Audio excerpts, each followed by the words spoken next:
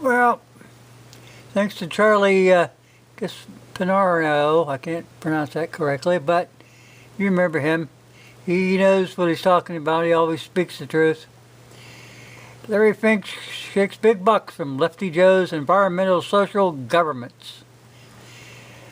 October 30th, 2021.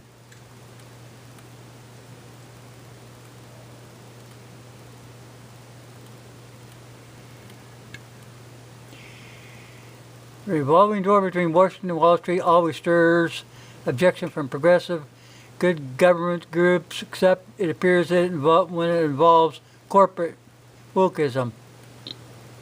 All you have to do is look at the Biden administration's environmental social government agency and its ties to BlackRock.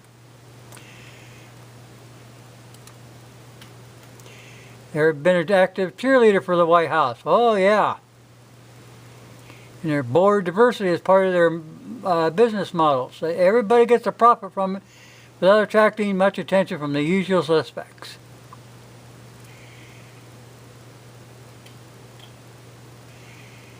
And no longer want to count on the Securities and Exchange Commission because they're no longer intent on merely protecting small investors from financial fraud. Now it wants to reverse climate change by imposing ESG standards on all public companies that made disclosure of their carbon footprint. They're going to make new rules that will force the companies to include investments that adhere to their standards.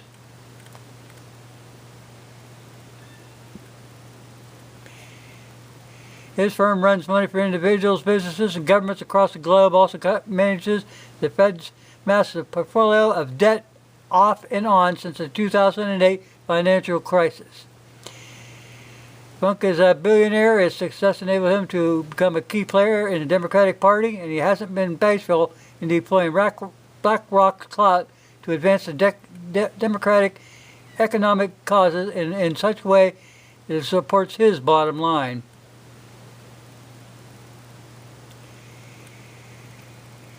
They manage more than $400 billion in ESG client money. Sorry.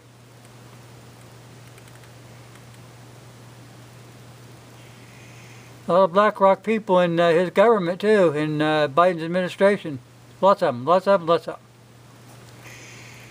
But here's what's going on.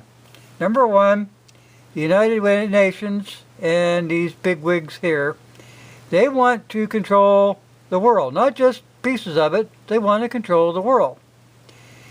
And you know the old saying, it's too big to fail. Well, that's horse crap. Remember that. Just like the Lehman Brothers, too big to fail. They want to make us a global economy. They've been saying this since the 80s. Global economy. Well, that's fine to a point. What happens if one of them crashes? Then everybody starts crashing. Nothing's too big to fail. And when you only have one government running the whole thing, one screw up and the whole world tumbles.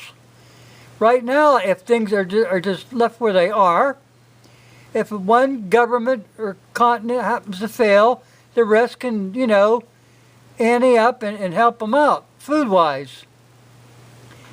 But to put them all together and lump them in one place, have all your eggs in one basket, that's asinine. All the big money makers want control.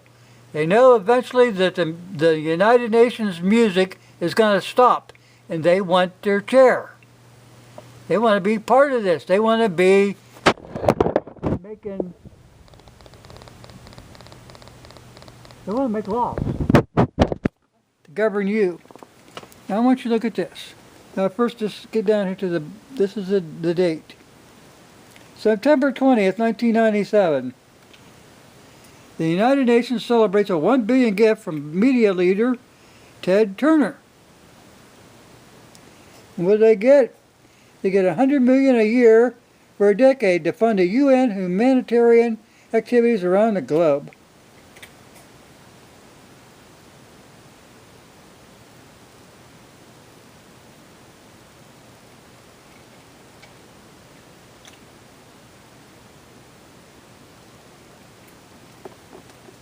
It was the rich people that brought in the United Nations to begin with to take over as a world government because they knew that was the only way to do it.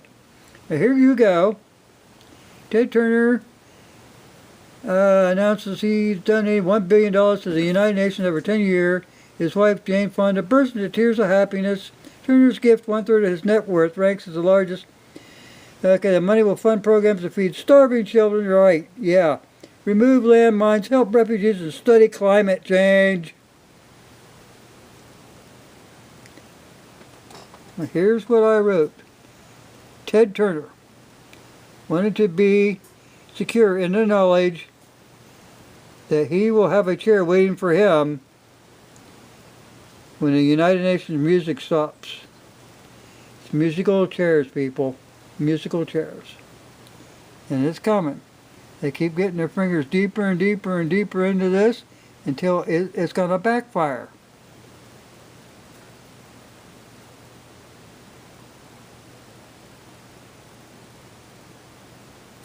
The big money makers want to control the world. They want to control you. Now the United States is set up so that the government is for the people.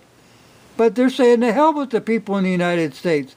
Even when they start talking about, the global dependency, global economy, they're saying to hell with the United States. They want to bring us all down to the other third world countries and then remold us.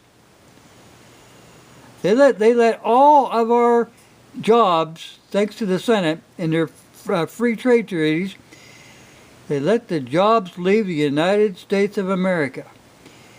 They didn't put no doggone embargo on them coming in, importing. Oh no, free trade, let it go, it's free. And who's running the country? Who's running the world now? China. All of our stuff went to China. If we get into a war for any reason whatsoever, we are screwed. They have our steel mills. They have everything. You can thank the EPA for most of this stuff that disappeared. They put so much pressure and laws on people that they couldn't even run a business. All these small casting shops that used to work that had employ people, they're gone. The steel mills, gone. Basically, EPA, we got to clean up the air. Get with the program, people. Nothing like this happens by chance. It happens for a reason. I don't know. Here you go. UN treaty will strip parents of their rights so that they have control of the kids. Telling you what, people, you don't know what's going on. You didn't pay attention. You didn't care. Here you go. You're protecting the ecosystem. Or is it an inventive way to eliminate our borders?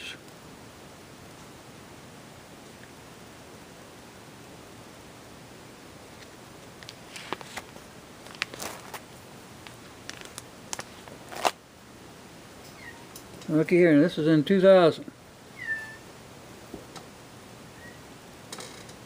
Kosovo smelter is closed. It was polluting the environment. Serves protest. Well, yeah.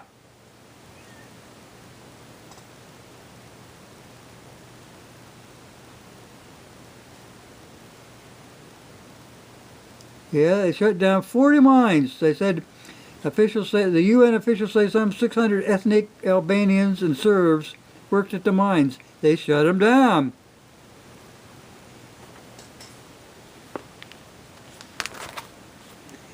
Here's a warming cost for United Nations. This is just for the Kosovo Japan thing. That was in '98, people. You gotta keep track of what's going on. They have they got control of the water. They got control of everything.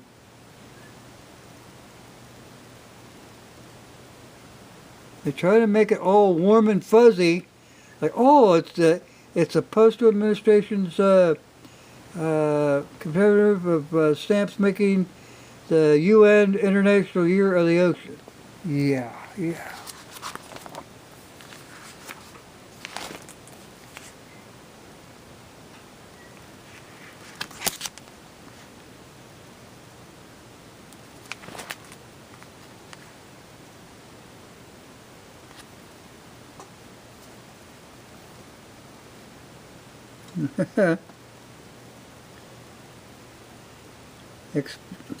Experts from 174 nations are debating how to regulate trade in gene engineering, potatoes, cotton, grains, and trees. The UN-backed summit represents the first global attempt for health and environment. Yeah. Wake up, people.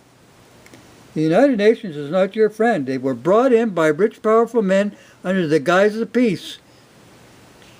Now they use their treaties and other laws to make you submit to their will. Wake up. We're running out of time, people. Kick these doggone people to hell off of our soil.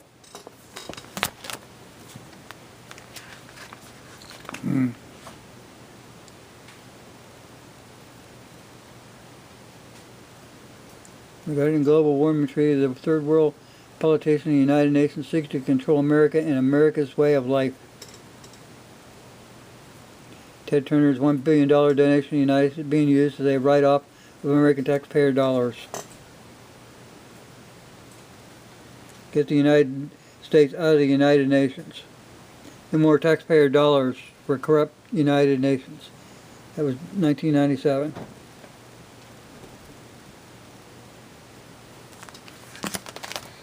Well, I don't know what to tell you people, because you think everything that the government is doing is fine and dandy for the United States. That it's not. You're losing this country. You're losing this country because you're sitting there and you go, well, you know, I don't know what to do. You know, I voted people in to help take care of me, and they didn't do it because they were being paid by somebody else a lot more money than what you were paying them for a year. That's why. Greed. It's happening all over the United States, and if you don't put your foot down, people, pull your stock from BlackRock.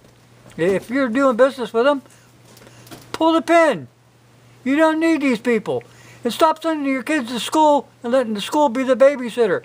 Take your kids out of school and homeschool them yourself. Don't be lazy.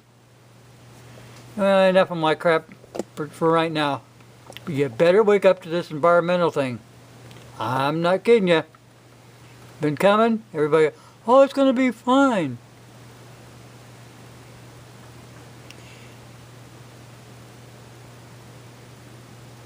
Okay, people. Well, you've been told.